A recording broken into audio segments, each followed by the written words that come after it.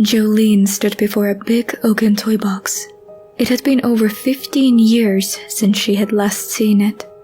Now here it was, in her late mother's attic, gathering dust. She thought of long-forgotten memories of her and her brother Zach sitting in front of it, playing with their toys. Tears began to well in her eyes. She had not thought of Zach in a long time. In fact, she couldn't remember the last time she had remembered him at all. But looking at the toy box made the memories trickle back to her mind. It began to play inside her head like a movie.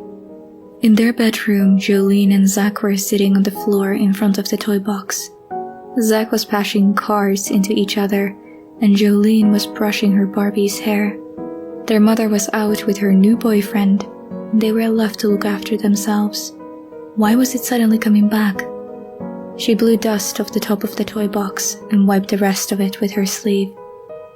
She looked at hers and her brother's name scratched into the wood and drifted into another memory. The night she had scratched their names onto the lid of the toy box with a knife she had grabbed from the kitchen drawer. Her brother was cooking dinner, doing the best he could. Although their mother hadn't left them much, Zach had found half a bag of pasta in the back of the cupboard, just enough for him and Jolene. Once the dinner was served, they both sat down on the floor and ate plain, undercooked pasta. Jolene wiped tears from her eyes. She couldn't believe it had been so long since she thought of him. But now it was all flooding back like an unstoppable wave inside her mind. Zach and her mom were shouting in the kitchen, and it woke her up. Jolene went over to the bedroom door and held her ear up to it. "You're always out! It's not fair!" It was Zach. He was crying. "Why would I want to be here with annoying goblins like you two? I've got better things to do!" their mother shouted.